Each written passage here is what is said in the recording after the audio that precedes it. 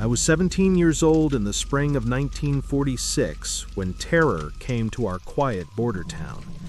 My name doesn't matter now, but what happened at Texarkana during those 10 horrifying weeks changed everything about how we lived, how we loved, and how we slept at night.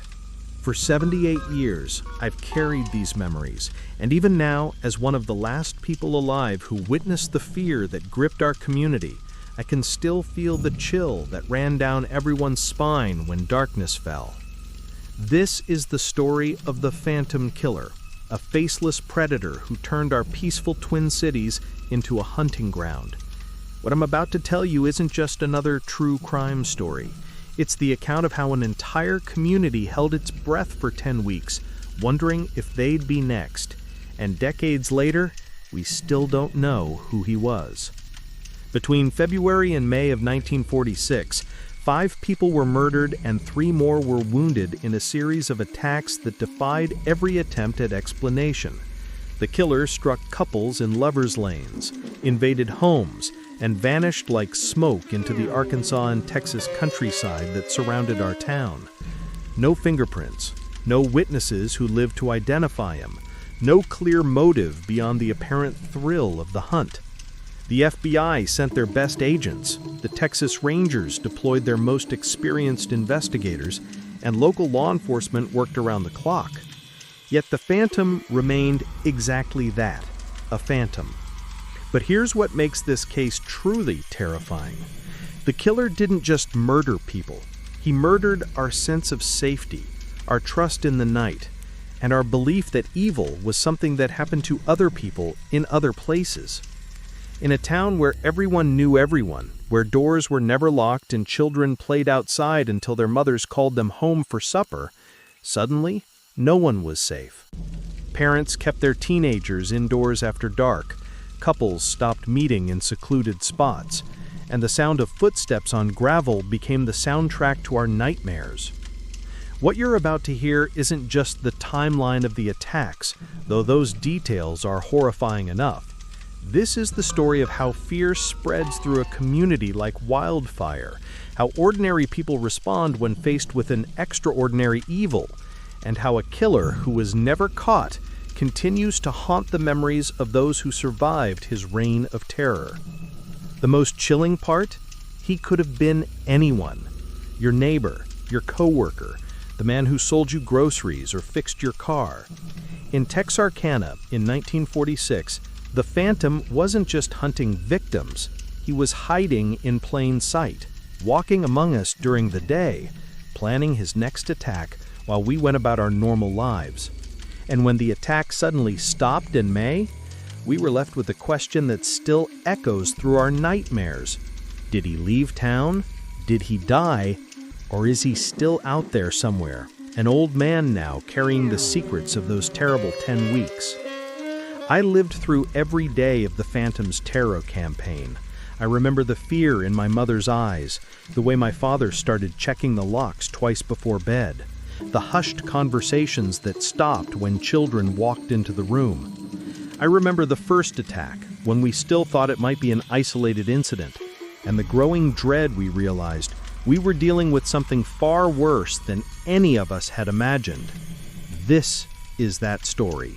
This is how one man held an entire town hostage to fear, and how we survived the spring when evil walked freely through our streets.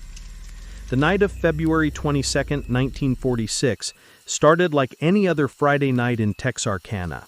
The war had been over for 6 months, and young couples were finally able to dream about normal lives again. Jimmy Hollis, 25, had recently returned from military service, and Mary Jean Larry, 19, worked at a local five-and-dime store. They decided to drive out to a secluded spot on Richmond Road, about 3 miles from downtown, to spend some quiet time together. I knew that road well. All of us teenagers did.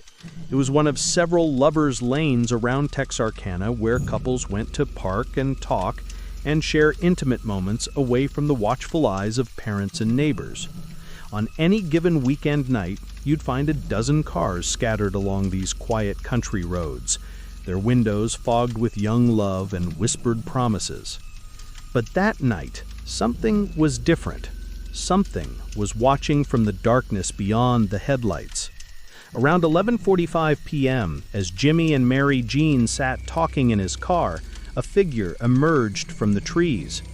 Later, they would describe him as wearing a white mask or hood that completely covered his head, with crude eye holes cut out that gave him an almost supernatural appearance.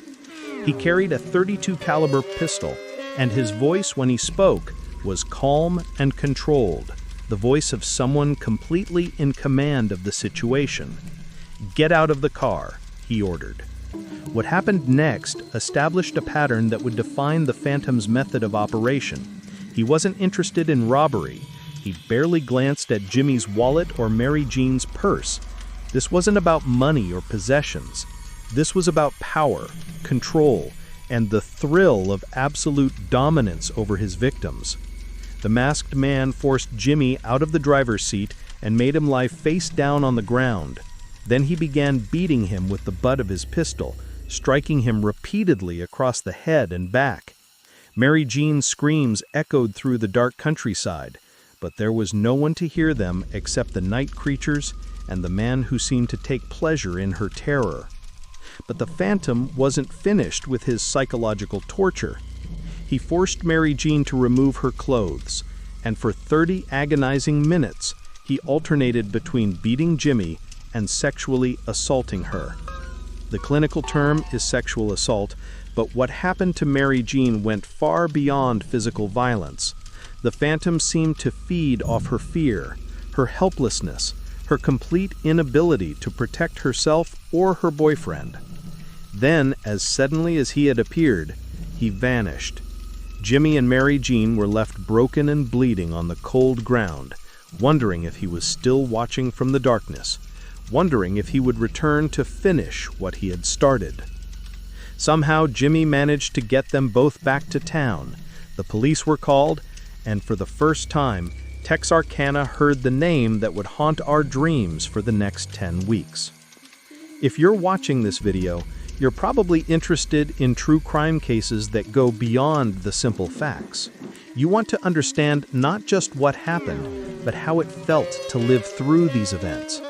Well, subscribe to this channel and hit the notification bell, because we're going to take you inside the minds of killers, the hearts of communities under siege, and the investigations that sometimes succeed and sometimes leave us with more questions than answers.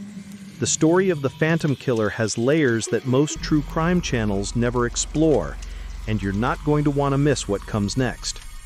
In the days following the first attack, there was a sense in Texarkana that we had experienced something terrible, but isolated. Random violence wasn't unknown, even in our peaceful community. Jimmy and Mary Jean had been in the wrong place at the wrong time, victims of some drifter who was probably already hundreds of miles away. The police increased patrols along the lovers' lanes, parents warned their teenagers to be more careful, and life slowly returned to normal. But those of us who lived through it remembered the subtle changes that began almost immediately. Conversations became more hushed when the subject of the attack came up. Mothers started calling their daughters home earlier. Young men began carrying pocket knives or tire irons when they went out with their girlfriends. We told ourselves these were just reasonable precautions, but deep down, we sensed that something fundamental had changed in our town. The Phantom, meanwhile, was watching and waiting. 3 weeks passed.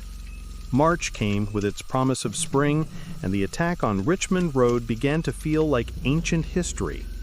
Then, on the night of March 24th, the Phantom struck again, and this time he wasn't interested in leaving witnesses. Richard Griffin, 29, was a Navy veteran who had recently returned from the Pacific Theater. His girlfriend, Polly Ann Moore, 17, worked at a local restaurant and was known throughout the community for her bright smile and kind heart. They drove out to a secluded spot on a side road off Highway 67, about 10 miles from Texarkana, to spend the evening together. Unlike the first attack, there were no survivors to tell us what happened in those final moments. but the evidence left behind painted a picture of cold, calculated murder that sent shockwaves through both sides of our twin cities. Richard and Polly Ann Moore were found the next morning by a passing motorist. Richard was behind the wheel of his car, shot twice in the back of the head with a .32 caliber pistol.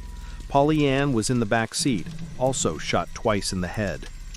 The positioning of the bodies suggested that the Phantom had forced them to rearrange themselves before executing them, another sign of his need to control every aspect of the encounter. But it was the condition of the car that revealed the true depth of the killer's depravity. Blood spatter patterns indicated that Polly Ann had been shot first, probably while Richard was forced to watch. Then, after murdering her, the Phantom had made Richard drive to a more secluded location before killing him as well.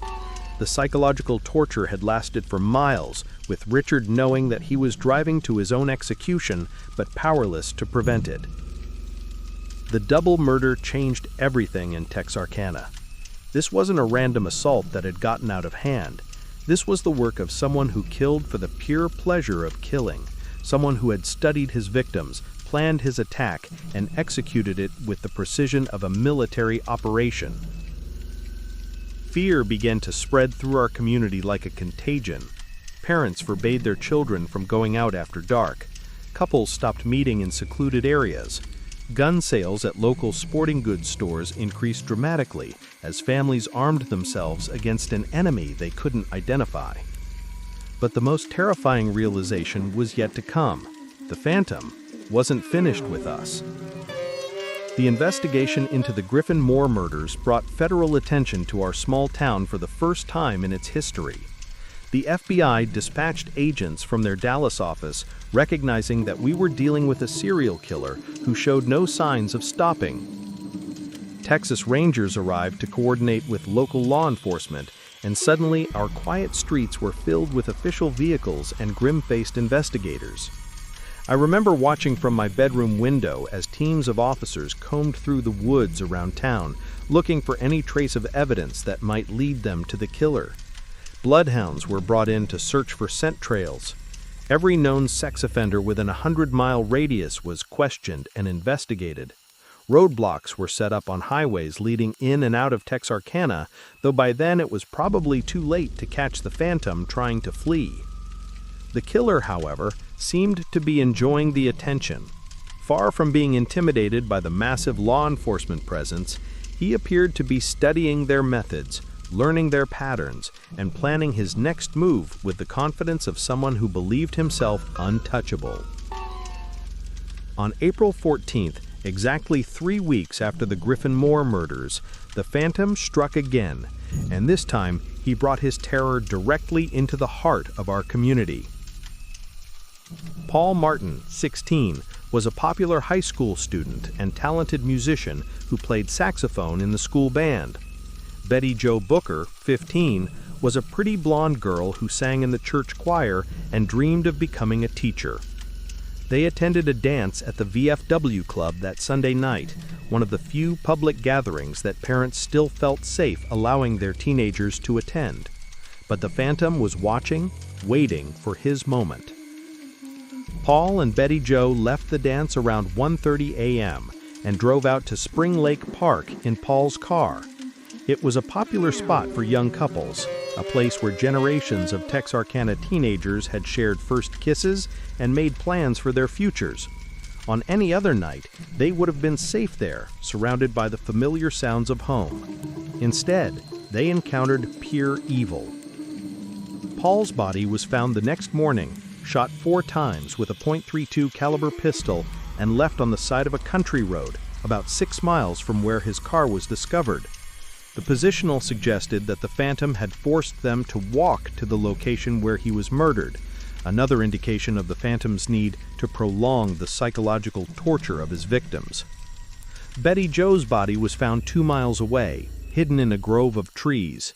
She had been shot twice in the head, but the condition of her body indicated that she had been sexually assaulted before being murdered. The killer had also taken a gruesome trophy, her saxophone, which was never recovered and became one of the most haunting details of the entire case. The murder of Paul Martin and Betty Jo Booker hit our community like a physical blow. These weren't young adults parking in isolated lovers' lanes. These were children, barely old enough to drive, killed for the crime of being young and in love. Every parent in Texarkana looked at their own teenagers and wondered if they would be next. The high school held a memorial service that Tuesday afternoon.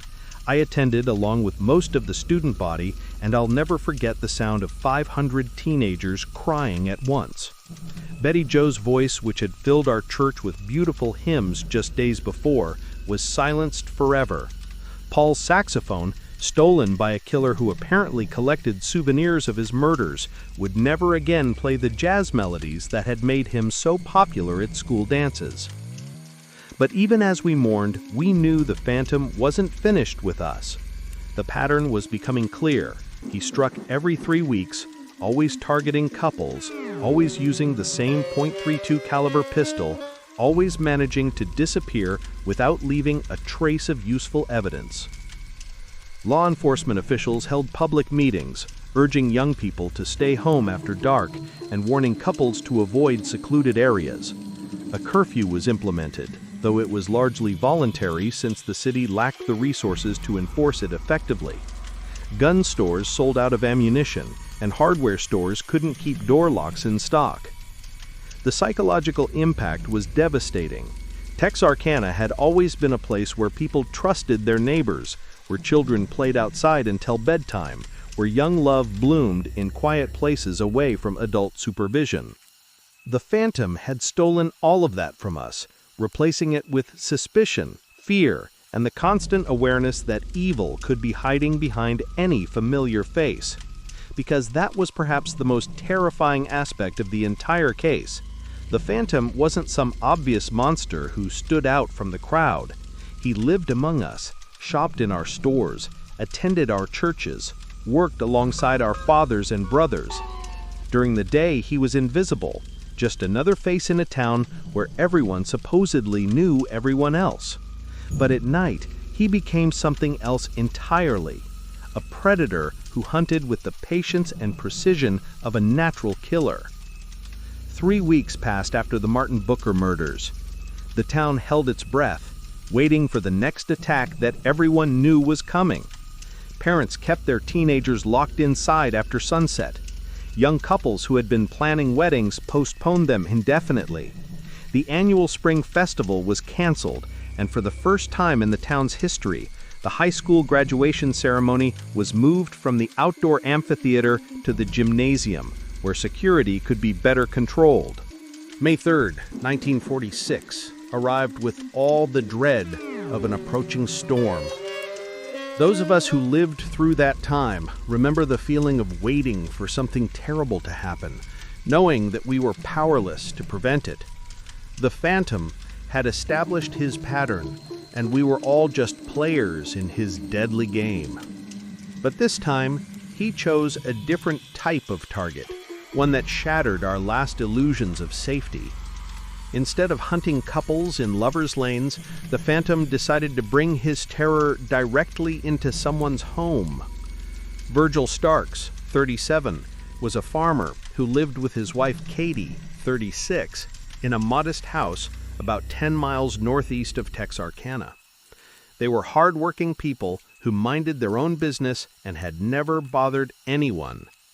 Virgil worked his land from sunrise to sunset, and Katie tended their garden and raised chickens. They represented everything that was good and decent about rural Texas life. On that Friday night, they were doing what married couples all over America were doing, relaxing at home after a long week. Katie was sitting at her sewing machine in the living room, working on a dress. Virgil was reading a newspaper in his favorite chair, probably catching up on news about the ongoing investigation into the murders that had terrorized their community. Neither of them heard the Phantom approaching their house. Around 10:15 p.m., a .32 caliber bullet crashed through their living room window and struck Virgil in the back of the head, killing him instantly. Katie, covered in her husband's blood and paralyzed with shock, watched as her peaceful evening transformed into a nightmare beyond imagination. The phantom wasn't finished.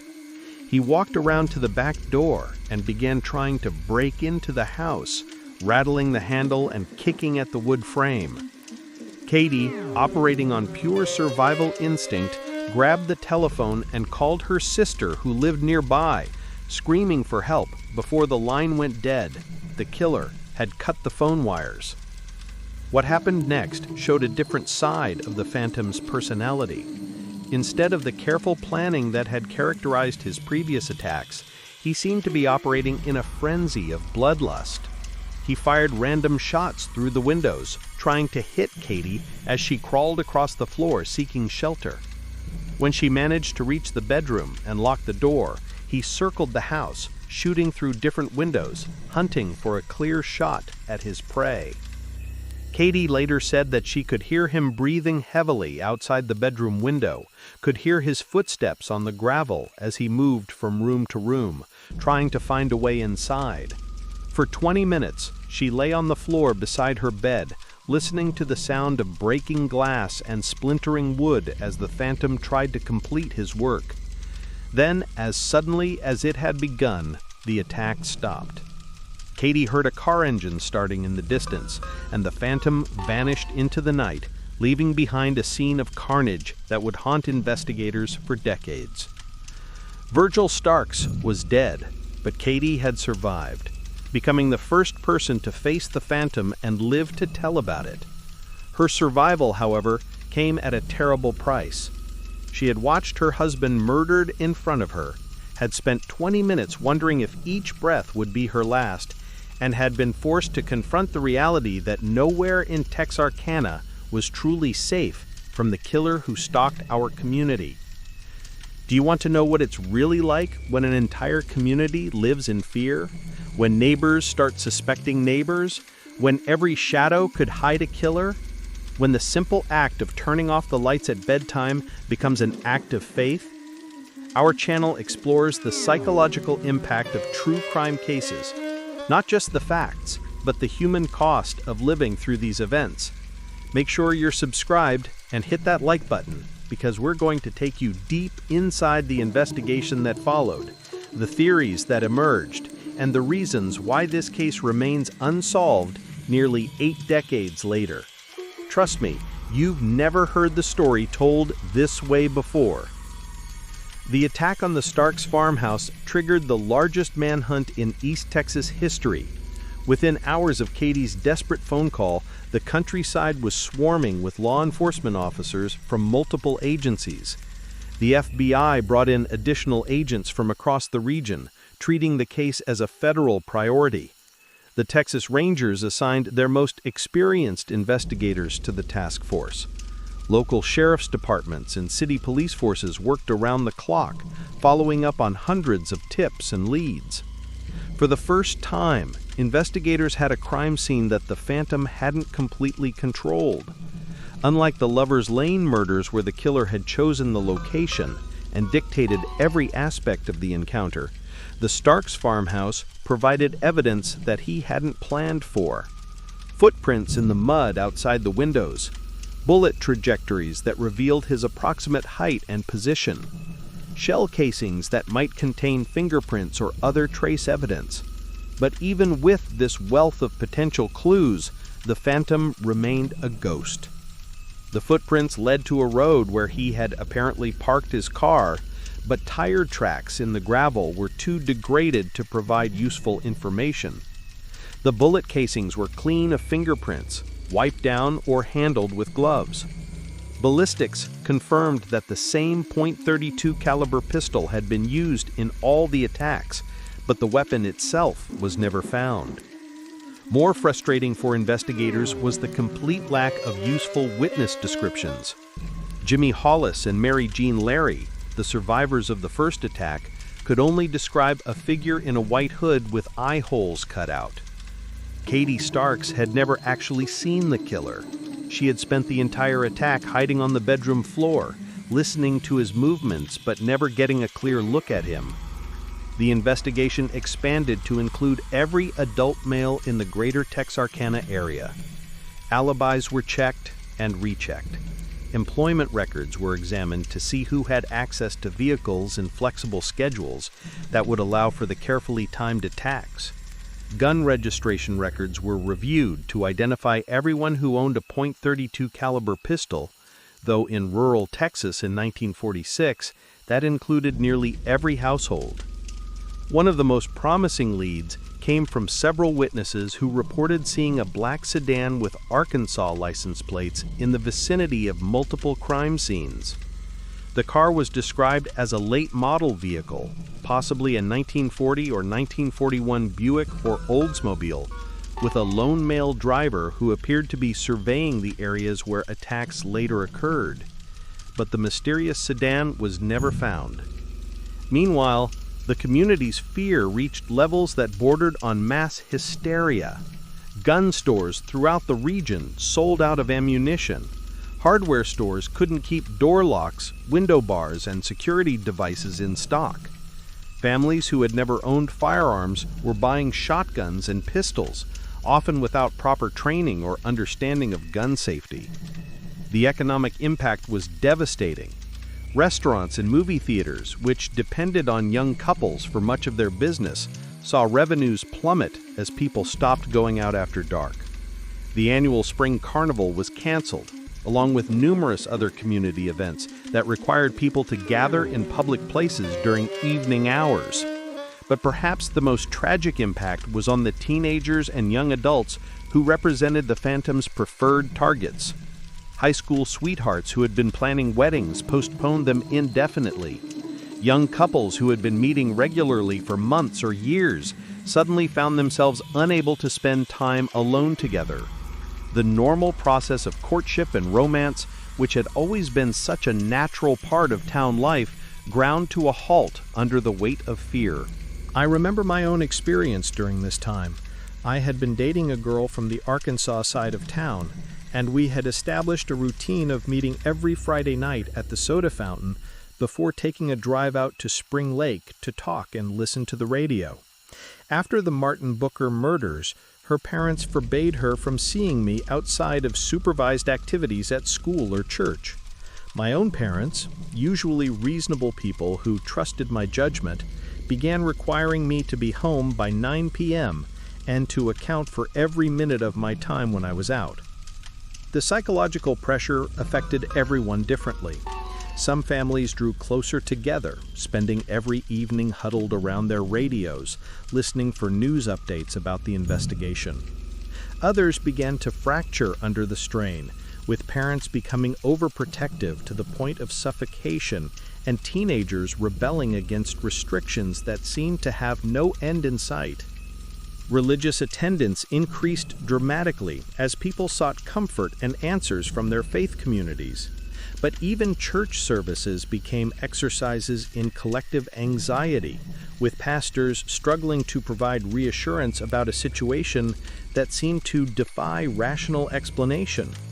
How do you tell a congregation that God will protect them when a killer has been stalking their community for months without consequence?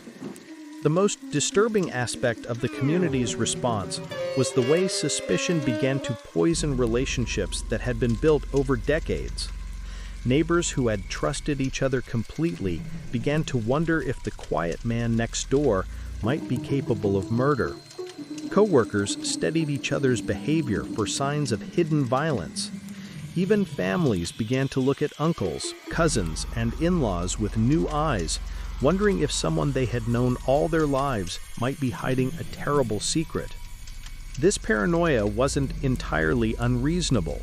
The Phantom clearly lived in the area.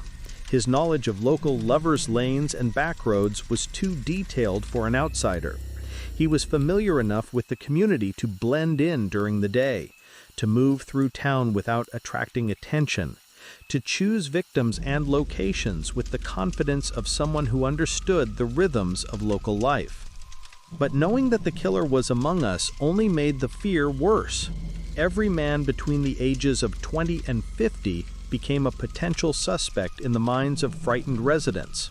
salesmen who traveled the area regularly, farm workers who knew the countryside intimately, veterans who had returned from the war with knowledge of weapons and violence.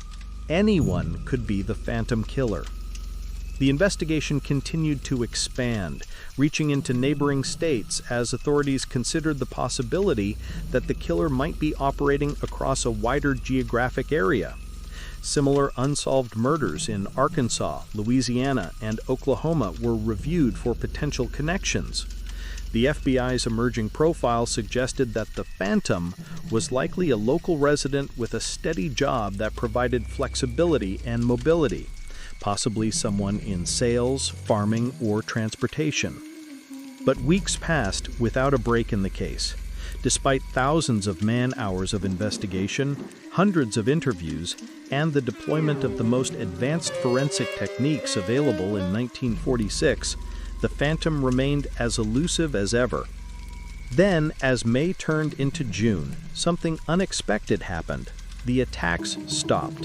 The 3-week pattern that had defined the killer's behavior since February was broken. June 3rd came and went without incident. Then June 24th, then July 15th.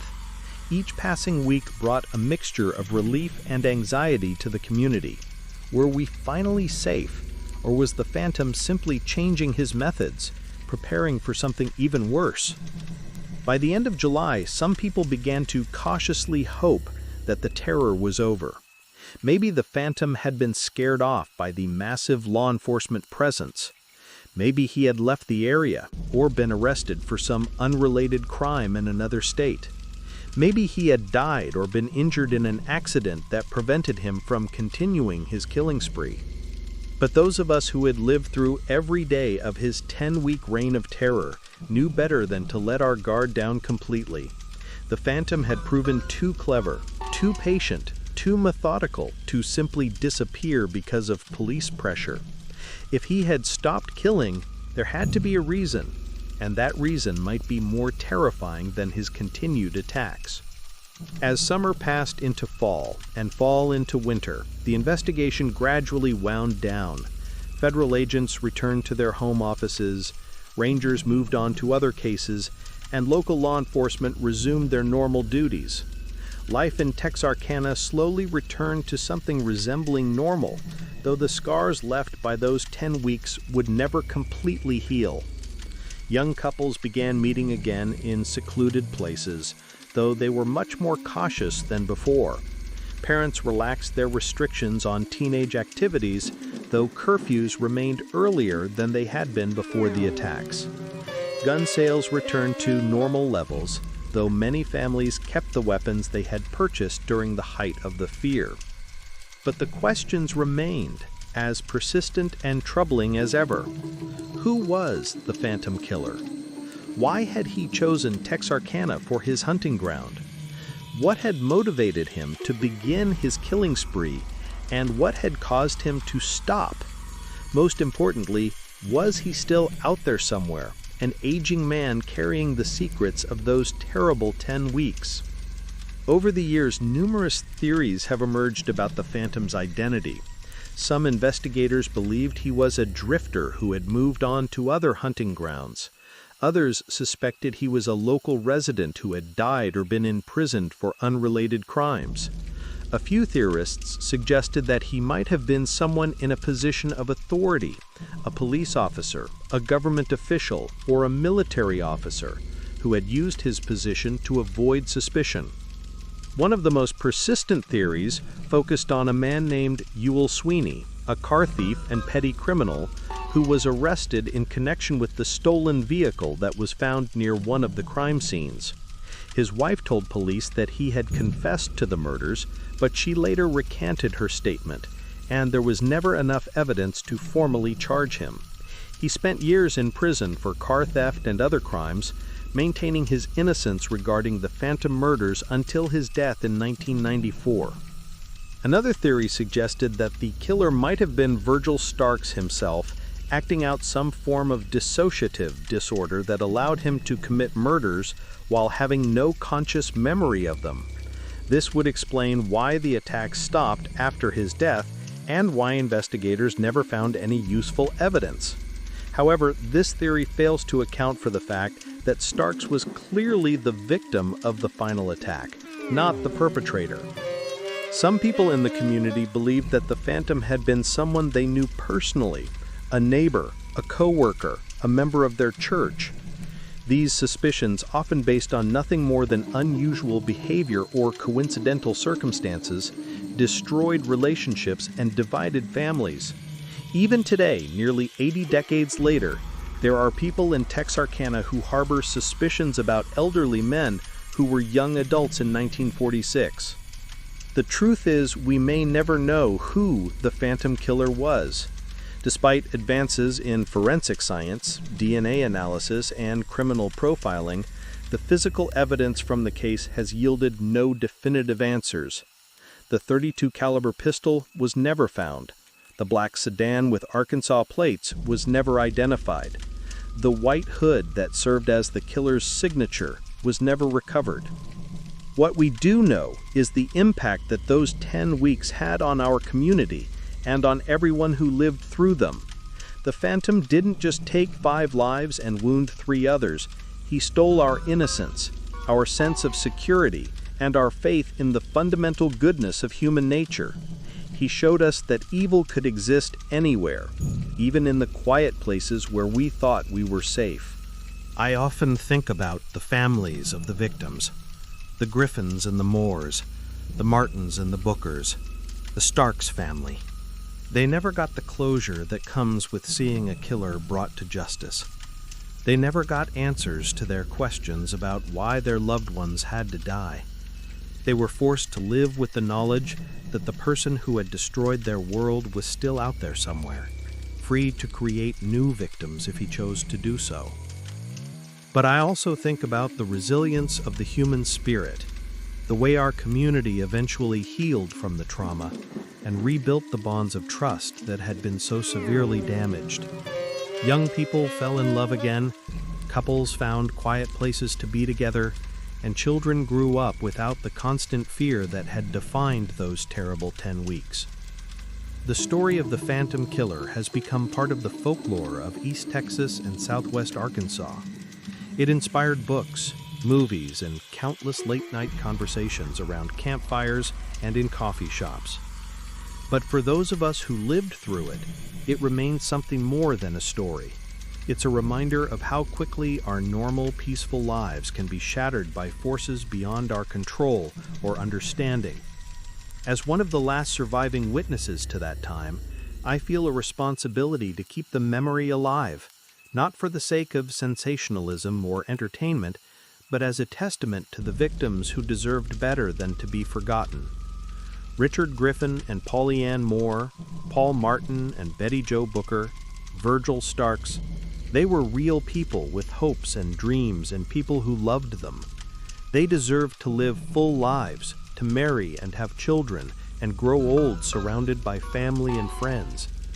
Instead, they became victims of a killer who has never been held accountable for his crimes. Their families were forced to endure decades of uncertainty, never knowing if the person who destroyed their lives was sitting next to them in church, working alongside them at their jobs, or living just down the street with a new identity and a carefully constructed facade of normalcy. The Phantom Killer case remains officially unsolved, filed away in boxes of evidence that grow more fragile with each passing year. DNA testing has been attempted on some of the remaining physical evidence, but the technology of 1946 wasn't sophisticated enough to preserve the kind of material that modern forensic science requires for definitive identification. There's a part of me that hopes the killer is long dead, that he faced some form of justice in whatever comes after this life.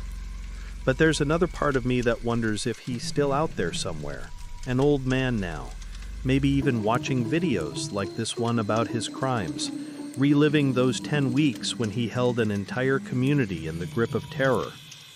If he is still alive, I want him to know that we remember. We remember his victims. We remember the fear he caused. And we remember that he was never brave enough to face justice for what he did. He may have escaped human judgment, but the memories of his crimes live on in the people whose lives he tried to destroy. What do you think happened to the Phantom Killer? Do you believe he died shortly after the attack stopped, or do you think he might still be alive today? Have you ever lived in a community that was terrorized by an unknown killer? Share your thoughts and theories in the comments below. I read every single one, and I'm always interested in hearing from people who have their own connections to unsolved cases like this one. If this story has made you think about the importance of community, of looking out for our neighbors and protecting the people we love, then please share this video with others. Stories like this one remind us that evil can strike anywhere at any time, but they also show us the strength and resilience of ordinary people when faced with extraordinary circumstances. The spring of 1946 was supposed to be a time of hope and renewal for Texarkana. The war was over, families were reuniting, and young people were planning futures that had seemed impossible just a year earlier. Instead, it became a season of fear that changed our community forever. But we survived. We healed. We learned to trust again, to love again, to believe again in the fundamental goodness that exists in most people. The Phantom Killer took a lot from us during those 10 terrible weeks, but he didn't take everything. He didn't take our humanity, our compassion, or our determination to build something better from the ashes of tragedy. That may be the most important lesson of all, that even in the face of inexplicable evil, life goes on. Communities heal, families rebuild, and the memory of the victims lives on in the hearts of those who refuse to let them be forgotten. The Phantom Killer may have escaped justice in this world, but his victims will always be remembered as more than just statistics in an unsolved case file. They were real people who loved and were loved, who had dreams and aspirations, who deserved the chance to live full and happy lives. In the end, that memory, the memory of who they were, not just how they died, may be the greatest victory over the evil that tried to destroy them. Thank you for listening to this story, for honoring the memory of the victims, and for helping to ensure that the events of those 10 weeks in 1946 are never forgotten. The truth may never be known about who the Phantom Killer was, but the truth about his victims, their worth, their dignity, and their right to be remembered will live on as long as there are people willing to tell their story. As I near the end of my own life, I find myself thinking more and more about that spring when everything changed. I think about the friends I lost to fear, the innocents that died along with those 5 victims, and the way our small community learned that nowhere is truly safe from the darkness that exists in some human hearts.